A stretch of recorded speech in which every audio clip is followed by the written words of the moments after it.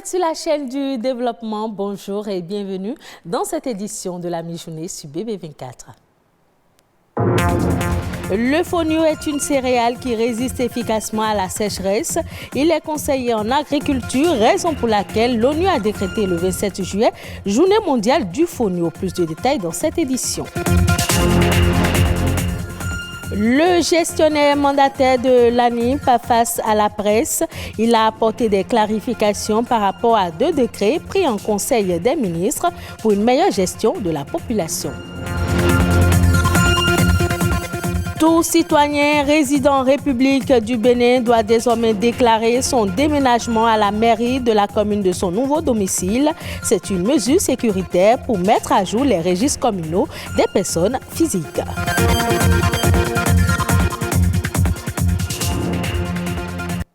Le fonio est une céréale, tout comme le riz et le maïs.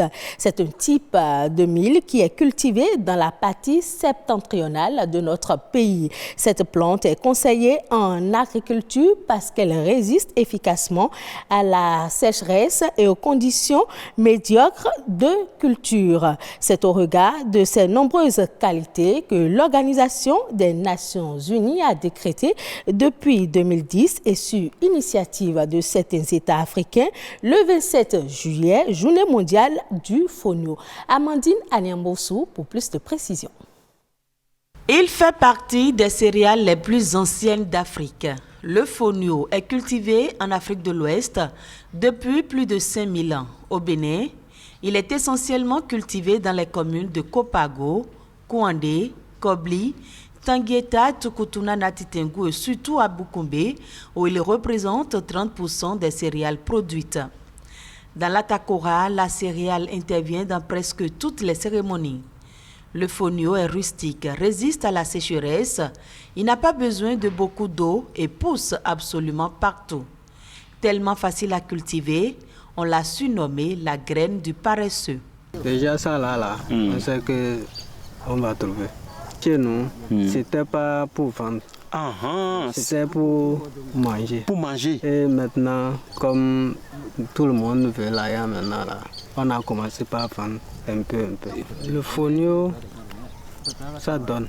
Il existe 2 types de fonio, mâle et femelle. Le mâle est rougeâtre et se récolte dès le 3e mois. La femelle, plus blanc, il faut attendre la fin du 3e mois.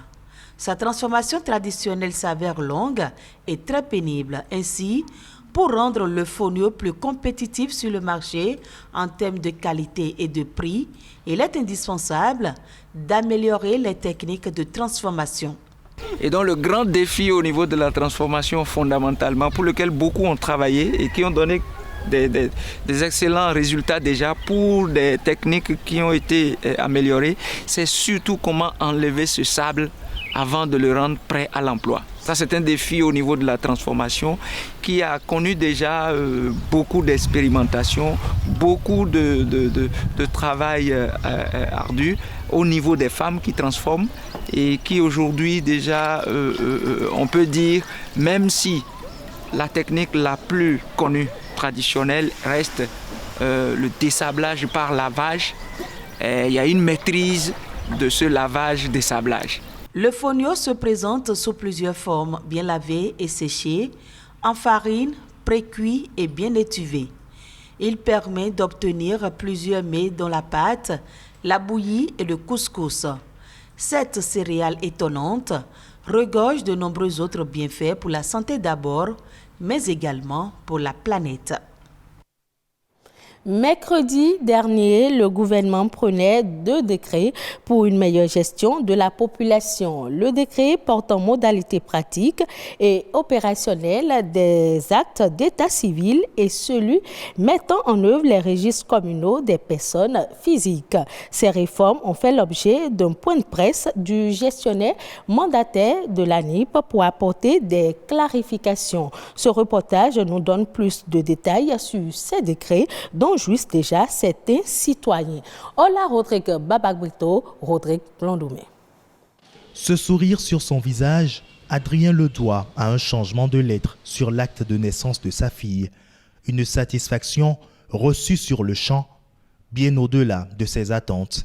Le récépissé que Annie m'avait délivré, c'était écrit bel et bien Tchomoku. Tchomoku. Or, le nom de famille, c'est Tchomaku. L'ANIP a procédé à la correction.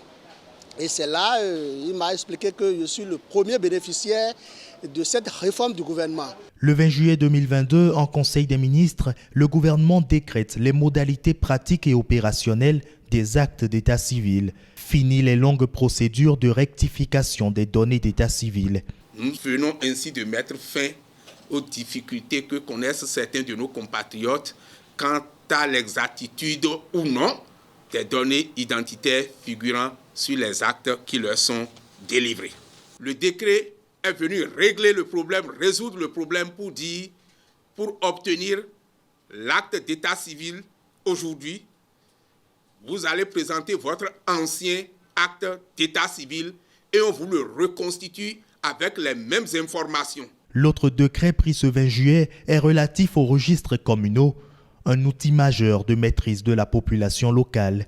Des gens ont fait le RAVIP au moment où ils résidaient à Cotonou, par exemple, et aujourd'hui, ils sont à Malanville.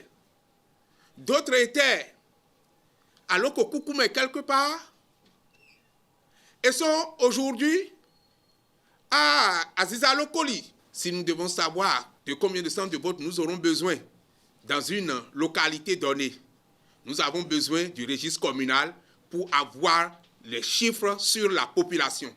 Chaque citoyen doit désormais signaler son arrivée et son départ dans une commune de résidence. L'Agence nationale d'identification des personnes promet rendre opérationnels les registres communaux sur toute l'étendue du territoire national, au plus tard le 1er octobre prochain.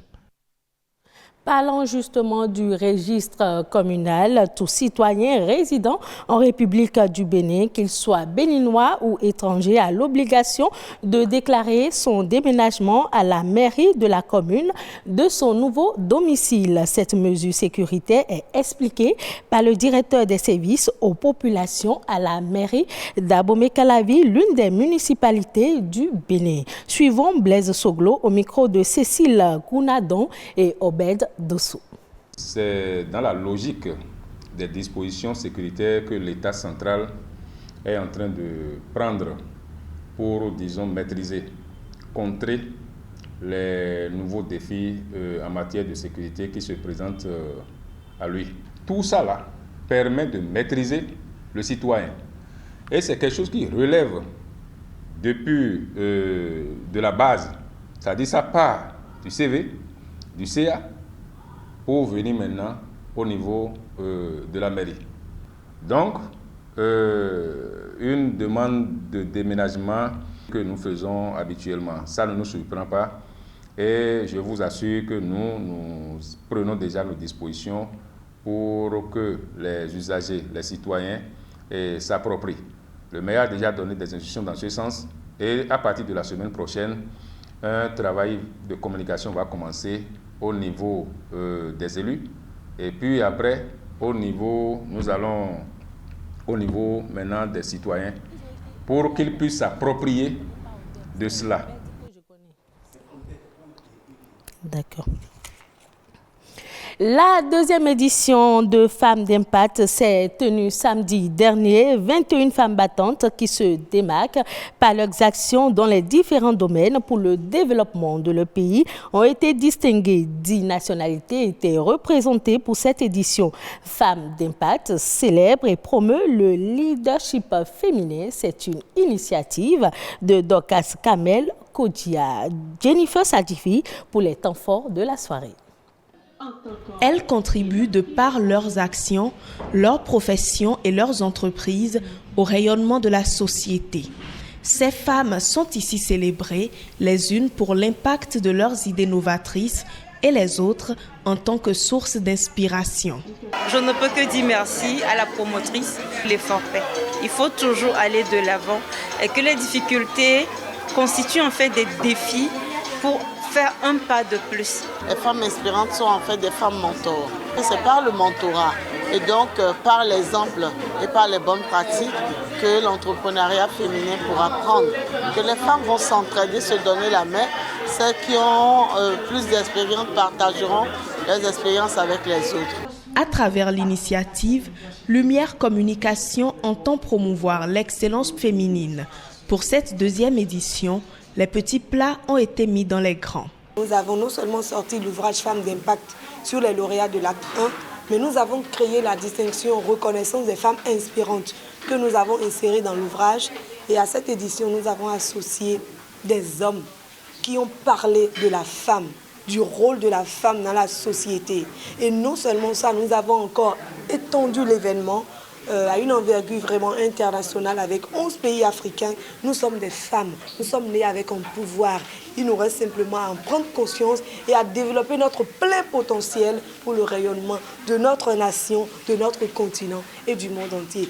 La soirée a également connu le lancement de l'ouvrage L'impact au féminin, acte 1, qui retrace le parcours des lauréates de la première édition. Et ce sera tout pour cette édition. Merci de l'avoir suivi. Retrouvez ce journal sur le site de l'ORTB, www.ortb.bj.